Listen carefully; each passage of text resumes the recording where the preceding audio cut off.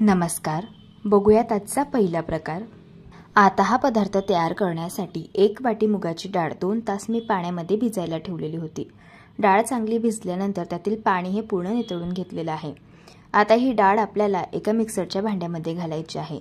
यात 4 ते 5 हिरव्या मिरच्या घालायच्या, 6 ते 7 लसणच्या पाकळ्या घालायच्या आणि मुठभर कोथिंबीर घालायची. पोहे खायचे 3 छोटे चमचे यात पाणी घालायचं, यापेक्षा जास्त पाणी घालायचं नाही आणि डाळ अगदी बारीक अशी वाटून घ्यायची. वाटून घेतलेल्या या डाळमध्ये 1 चमचा जिरं घालायचं, पाव चमचा हळदी पावडर घालायची, पाव चमचा गरम मसाला घालायचा, पाव चमचा हिंग घालून घ्यायचा आणि चवीप्रमाणे यात मीठ घालायचं आहे. आता हे सगळे जिन्नस आपण छान मिक्स करून घेऊया. इथे आपलं हे मूग डाळीचं बॅटर तयार झालेलं आहे. तुम्ही बॅटरची थिकनेस पाहून घ्या, या पद्धतीचे आहे. झाकण ठेवून 5 मिनिटांसाठी हे बॅटर आपल्याला मुरायला ठेवायचं आहे. तोपर्यंत पुढची प्रोसेस बघूया. एका पसरट ताटामध्ये 1.5 वाटी गव्हाचं पीठ घालून घ्यायचं आहे. यात पाव चमचा हळदी पावडर घालून घेतली, अर्धा चमचा लाल तिखट घातलं. तिखट आवडीनुसार कमी जास्त करू शकता. पाव चमचा ओवा घेतला. ओवा असा हातावरती क्रश करून घालायचा, म्हणजे ओव्याचा फ्लेवर पदार्थामध्ये खूप छान उतरतो. पाव चमचा हिंग घालायचा, पाव चमचा गरम मसाला घालायचा आणि चवीप्रमाणे मीठ घालायचं. सगळ्यात शेवटी पोहे खायचे 2 चमचे, यात आपल्याला साजूक तूप घालायचं आहे. तुपामुळे या पदार्थाला चव खूप छान येते. आता हे सगळे जिन्नस मिक्स करून घ्यायचे आहे. याला मी मिक्स करून घेतले. आता थोडं थोडं यात पाणी घालायचं आहे आणि याचा गोळा मळून घ्यायचा आहे. आता गोळा मळताना एक गोष्ट लक्षात ठेवायची, जसं आपण पुरीसाठी पीठ मळतो ना घट्ट, तसंच आपल्याला घट्ट पीठ मळून घ्यायचं आहे. सैल पीठ मळायचं नाही, घट्ट पीठ मळायचं, म्हणजे पदार्थ क्रिस्पी आणि खुसखुशीत होतो. पीठ मळून घेतल्यानंतर पिठातील एक गोळा आपल्याला घ्यायचा आहे आणि याचा आपल्याला असा उंडा हा तयार करायचा आहे. आता याला आपण लाटून घेऊया. याला लाटताना अजिबात पीठ लावायचं नाही. पीठ घट्ट मळून घेतलेलं आहे, त्यामुळे पीठ लावायची अजिबातच गरज पडत नाही. इथे मी छान याची चपाती लाटून घेतलेली आहे. जशी आपण रेग्युलर चपाती लाटतो ना, तसंच याला लाटून घ्यायचं. याला लाटून घेतल्यानंतर एका फोकच्या साहाय्याने यावरती आपल्याला अशी मार्किंग करून घ्यायची आहे. आता इथे मी एक छोट्या साईजची वाटी घेतलेली आहे. इथे तुम्ही कटर सुद्धा वापरू शकता, जे आपण कुकीजसाठी वापरतो ते कटर. आता या वाटीने आपल्याला या पद्धतीने या चपातीवरती मार्किंग करून घ्यायचे आहे. इथे आपल्या अगदी छोटे छोटे या पुऱ्या तयार झालेल्या आहे. पाहू शकता. जे एक्स्ट्राचं पीठ आहे ते काढून घ्यायचं आणि दुसरी चपाती करताना हेच पीठ आपल्याला त्यामध्ये मळून घ्यायचं आहे. याच पद्धतीने मी छोट्या छोट्या पाहू शकता या पुऱ्या तयार करून घेतल्या. आता या पुऱ्यांवरती आपल्याला तयार करून घेतलेलं हे मुगाच्या डाळीचं मिश्रण लावून घ्यायचं आहे. साधारण छोटा 1 चमचा आपल्याला असं हे मिश्रण या पुऱ्यांवरती लावून घ्यायचं आहे. याच पद्धतीने मी हे मिश्रण सगळ्या पुऱ्यांवरती लावून घेतलेलं आहे. आता आपण या पुऱ्या फ्राय करून घेऊया. त्यासाठी इथे मी तेल गरम करून घेतलेलं आहे. तयार करून घेतलेल्या पुऱ्या तेलामध्ये सोडून घेऊया. पुरी तेलामध्ये घालताना मूग डाळीचं जे मिश्रण लावून घेतलेलं आहे, तर ती साईड आपल्याला खालच्या साईडने ठेवायची आहे, या पद्धतीने. आणि आता या पुऱ्या क्रिस्पी कुरकुरीत होईपर्यंत दोघी साईडने आपल्याला मस्त फ्राय करून घ्यायच्या आहे. पुऱ्या फ्राय करत असताना एक साईड फ्राय झाल्यावरती दुसरी साईड पलटी करून घ्यायची आणि दोघी साईडने मस्त क्रिस्पी कुरकुरीत होईपर्यंत या पुऱ्या फ्राय करून घ्यायच्या. इथे मी या पुऱ्या दोघी साईडने क्रिस्पी कुरकुरीत होईपर्यंत फ्राय करून घेतल्या. आता आपण यांना काढून घेऊया. तयार झाला इथे आपला हा मूग डाळीचा नाश्ता. चवीला अगदी भन्नाट लागतो. दिसायलाच एवढा सुंदर दिसतो, त्यापेक्षा चवीला अप्रतिम लागतो. या पद्धतीने एकदा तुम्ही नक्कीच ट्राय करून बघा. प्रकार क्रमांक 2. आता हा पदार्थ तयार करण्यासाठी 3 वाटी मुगाची डाळ 2 तास मी पाण्यामध्ये भिजायला ठेवलेली होती. डाळ चांगली भिजलेली आहे. यातील मी पूर्ण पाणी हे काढून घेतलं. आता ही डाळ मिक्सरच्या भांड्यामध्ये घालून घेतली. यामध्ये 6 ते 7 हिरव्या मिरच्या घातल्या, 10 ते 12 लसणच्या पाकळ्या आणि 1 इंच आलं घातलं आणि 1 चमचा जिरं घातलेलं आहे. पाव चमचा हळदी पावडर घालायची आणि चवीप्रमाणे मीठ घालायचे. सगळ्यात शेवटी मुठभर कोथिंबीर घालायची.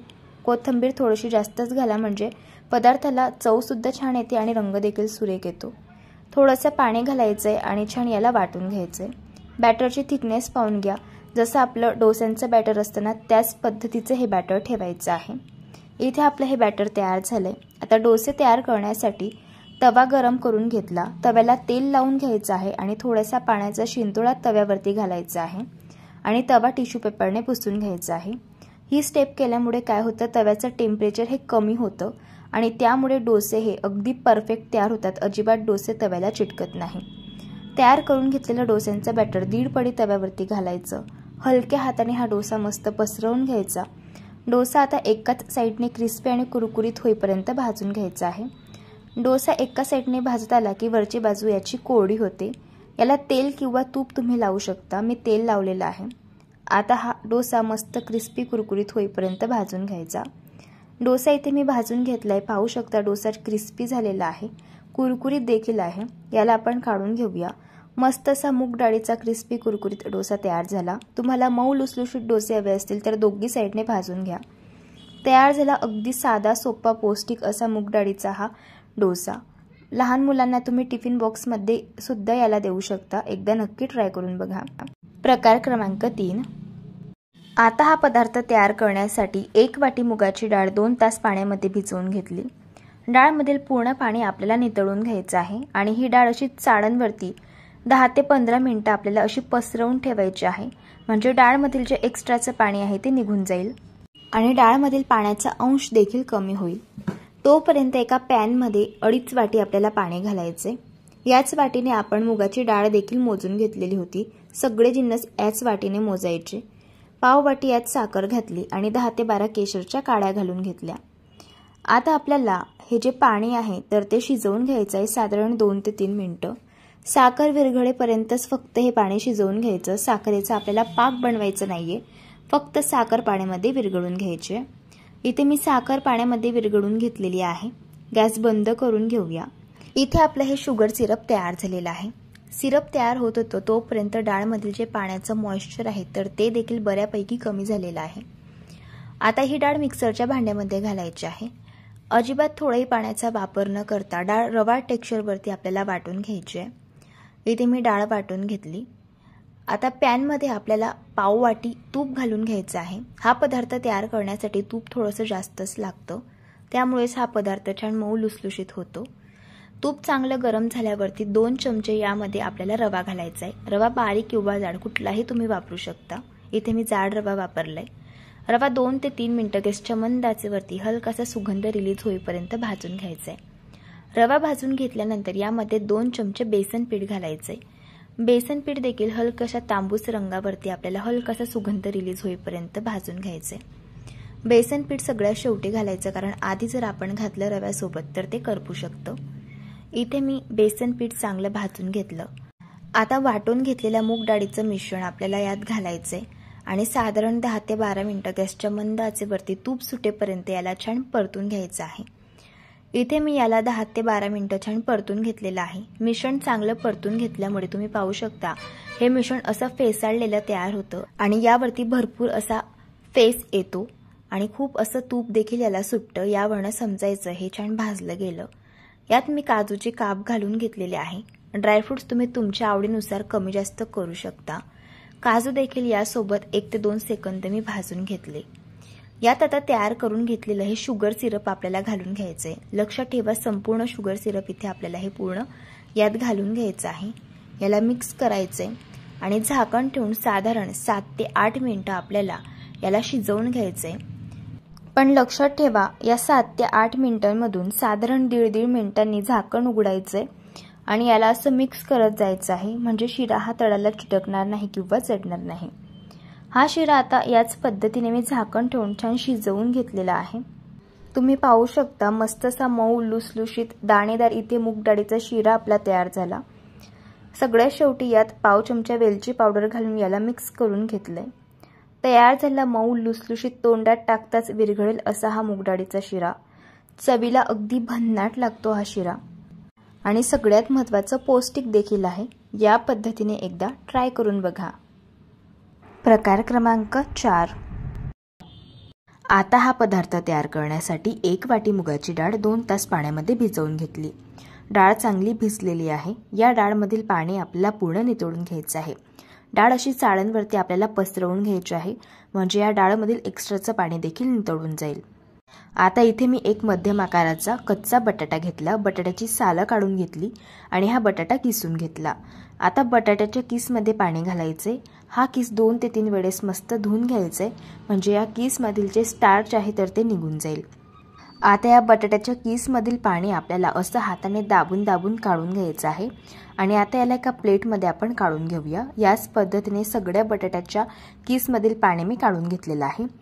आता या पदार्थासाठी आपल्याला एक मसाला तयार करायचा आहे, तर त्यासाठी एका पॅनमध्ये 1 चमचा आपल्याला बडीशोप घालायची, 1 चमचा जिरं घालायचं, 1 चमचा धणे घालायचे आहे आणि 6 ते 7 काळी मिरी यामध्ये घालून घ्यायची आहे। आता हे सगळे जिन्नस आपल्याला 1 ते 2 सेकंद सुगंध रिलीज होईपर्यंत भाजून घ्यायचे आहे।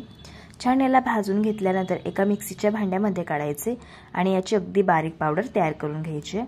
मसाला तयार होत होता तोपर्यंत डाळमधील पाणी देखील चांगलं नितळलेलं आहे। या डाळमधील 2 चमचे डाळ मी सेपरेट बाजूला काढून घेतलेली आहे। डाळ का बाजूला काढली ते तुम्हाला पुढे सांगणार आहे। मिक्सीच्या भांड्यामध्ये आता ही डाळ आपल्याला घालून घ्यायची आहे। यामध्ये 6 ते 7 लसणच्या पाकळ्या, 1 इंच आलं, 3 ते 4 हिरव्या मिरच्या घालायच्या। तिखट आवडीनुसार कमी जास्त करू शकता। अजिबात पाण्याचा वापर न करता थोडाशा रवाळ टेक्स्चरवरती डाळ आपल्याला वाटून घ्यायची आहे। वाटून घेतलेली डाळ आता आपण एका बाउलमध्ये काढून घेऊया। आता यामध्ये हा बटाट्याचा किस घालायचा आहे, पाव वाटी बारीक चिरलेला कांदा घालायचा आहे आणि आपण ही डाळ सेपरेट बाजूला काढलेली होती ती देखील यामध्ये घालायची आहे। अशी डाळ घातल्यामुळे पदार्थ जास्त क्रिस्पी आणि खुसखुशीत होतो। तयार करून घेतलेला मसाला यामध्ये घालायचा, पाव चमचा यामध्ये आमचूर पावडर आणि अर्धा चमचा चाट मसाला घालून घ्यायचा, चवीप्रमाणे मीठ घालायचं आणि बारीक चिरलेली कोथिंबीर घालायची। सगळे जिन्नस छान मिक्स करून घ्यायचे। आता यामध्ये आपल्याला बेसन पीठ घालायचंय। 1 वाटी बेसन पीठ घेतलेलं आहे, यातील अर्ध बेसन पीठ सुरुवातीला घालून घेतलं, गरज लागली तर आपण उरलेलं बेसन पीठ देखील यात घालूया। याला मिक्स करून घेतलंय। मला असं वाटतं यात आणखी बेसन पीठ बसेल, त्यामुळे जे शिल्लक राहिलेलं बेसन पीठ होतं ते देखील यामध्ये घालून घेतलं। टोटल 1 वाटी बेसन पीठ इथे आपण यासाठी वापरले। मिश्रणाची थिकनेस पाहून घे, या पद्धतीची आहे। या पदार्थाची चव दुपटीने वाढण्यासाठी तुपाची फोडणी यामध्ये घालायची। 1 चमचा तूप गरम करून घ्यायचं, यामध्ये पाव चमचा हळद घालायची आणि पाव चमचा हिंग घालायचा। तयार करून घेतलेली फोडणी मिश्रणामध्ये घालायची आणि छान याला मिक्स करून घ्यायचं। इथे आपण मेदू वडे तयार करत आहोत, त्यासाठी हाताला पाणी लावायचं आणि थोडंसं मिश्रण हातामध्ये घ्यायचं आणि याचा गोळा असा तयार करून घ्यायचा। चहाची गाळणी घेतलेली आहे, याला देखील सुरुवातीला पाणी लावून घेतलेलं होतं। हे मिश्रण आता आपल्याला गाळणीवरती ठेवायचे, थोडंसं याला थापून घ्यायचं आणि याला होल तयार करून घ्यायचं। इथे आपला हा मेदूवडा तयार झाला। मेदूवडा फ्राय करण्यासाठी तेल गरम करून घेतलं। चहाची गाळणी अशी हलकीशी शेक करून घ्यायची आणि हा वडा असा अलगद तेलामध्ये सोडून घ्यायचा। वडा मस्त क्रिस्पी आणि कुरकुरीत होईपर्यंत दोन्ही बाजूने फ्राय करायचा। तयार झाला मूग डाळीचा क्रिस्पी आणि कुरकुरीत असा हा मेदूवडा। चवीला अगदी भन्नाट लागतो हा मेदूवडा। नक्कीच एकदा या पद्धतीने ट्राय करून बघा। प्रकार क्रमांक 5। आता हा पदार्थ तयार करण्यासाठी 1 वाटी मुगाची डाळ 2 तास पाण्यामध्ये भिजवून घेतलेली आहे। डाळमधील पूर्ण पाणी नितळून घ्यायचं आणि ही डाळ मिक्सरच्या भांड्यामध्ये घालायची। पोहे खायचे 2 चमचे यात पाणी घालायचे, यापेक्षा जास्त पाणी घालायचं नाही आणि डाळ अगदी बारीक वाटून घ्यायची। वाटून घेतलेली डाळीचं मिश्रण आता एका बाउलमध्ये काढून घ्यायचं आणि हे मिश्रण आपल्याला 3 ते 4 मिनिटं छान एकाच डायरेक्शनमध्ये फेटून घ्यायचं आहे। मिश्रण फेटून घेतल्यामुळे अगदी हलकं फुलकं होतं आणि लाईट होतं, त्यामुळे पदार्थ अगदी क्रिस्पी आणि खुसखुशीत बनतो। मिश्रण चांगलं फेटून झालं आहे की नाही ते कसं ओळखायचं? वाटीमध्ये पाणी घ्यायचं आणि मिश्रणाचा गोळा या पाण्यामध्ये घालायचा। हा गोळा असा पाण्यावरती तरंगत आहे म्हणजे मिश्रण चांगलं फेटून झालेलं आहे आणि जर हा गोळा तळाला जाऊन बसला तर समजायचं की मिश्रण आणखी 2 ते 3 मिनिटं फेटून घ्यायचे। मिश्रणामध्ये 1 चमचा आल्याची पेस्ट घालायची, पाव चमचा हिंग घालायचा आणि 1 चमचा हिरव्या मिरचीचा ठेचा घालायचा आणि चवीप्रमाणे मीठ घालून छान याला मिक्स करून घ्यायचं आहे। इथे आपण दही वडे बनवत आहोत, तर त्यासाठी हाताला पाणी लावून घ्यायचं आणि थोडंसं मिश्रण हातामध्ये घ्यायचं आणि मस्त हे वडे तेलामध्ये घालून घ्यायचे। वडे मस्त क्रिस्पी आणि कुरकुरीत होईपर्यंत दोन्ही बाजूंनी आपल्याला हलक्या गुलाबी रंगावरती फ्राय करून घ्यायचे आहे। इथे मी हे वडे दोन्ही साइडने क्रिस्पी आणि कुरकुरीत होईपर्यंत फ्राय करून घेतले। आता आपण यांना काढून घेऊया। पाहू शकता मस्त असे क्रिस्पी कुरकुरीत असे हे वडे तयार झालेले आहे। याच पद्धतीने मी सगळे वडे हे तयार करून घेतलेले आहे। यातील एक वडा मी तुम्हाला तोडून दाखवते। बाहेरून छान क्रिस्पी आणि कुरकुरीत आहे आणि आतून मस्त असा स्पॉन्जी आणि सॉफ्ट तयार झालेला आहे। दही वडे बनवत आहोत, तर त्यासाठी इथे मी 2 ग्लास गरम करून घेतलेला पाणी घेतलेलं आहे। यामध्ये पाव चमचा हिंग आणि चवीप्रमाणे मीठ घातलंय। आता हे वडे आपल्याला या पाण्यामध्ये घालायचे आहे। झाकण ठेवून 15 मिनिटांसाठी हे वडे आपल्याला भिजायला ठेवायचे। तोपर्यंत दही तयार करून घेऊया। त्यासाठी 1 वाटी दही घेतलं, यामध्ये 2 चमचे साखर घालून दही चांगलं स्मूथ होईपर्यंत फेटून घेतलं। इथे आपलं दही तयार झालेलं आहे। यात आता चवीप्रमाणे मीठ घालायचे आणि याला छान एकजीव करून घ्यायचं आहे। मस्त असं गोड इथे आपलं दही तयार झालेलं आहे। दही तयार होत होतं तोपर्यंत वडे देखील चांगले पाण्यामध्ये भिजले गेलेले आहे। वड्यांची साईज बघाल तर मस्त अशी डबल झालेली आहे। आता या वड्यातील पाणी आपल्याला असं हाताने दाबून काढून घ्यायचं आहे। याच पद्धतीने मी सगळ्या वड्यांमधील पाणी हे काढून घेतलं। आता हे वडे आपल्याला एका प्लेटमध्ये ठेवायचे। यावरती तयार करून घेतलेलं गोड दही घालायचे, थोडीशी पुदिन्याची चटणी घालायची आहे। आता चिंच आणि गुळाची चटणी घालून घेऊया आणि थोडंसं लाल तिखट यावरती घालायचे। तयार झाले मस्त असे मऊ लुसलुशीत स्पॉन्जी सॉफ्ट असे दही वडे। चवीला छान लागतं, एकदा बनवून बघा। जर तुम्हाला आजची ही रेसिपी आवडली असेल तर व्हिडिओला लाईक करा, चॅनलला सबस्क्राईब करा आणि शेजारील बेल आयकॉन प्रेस करायला विसरू नका।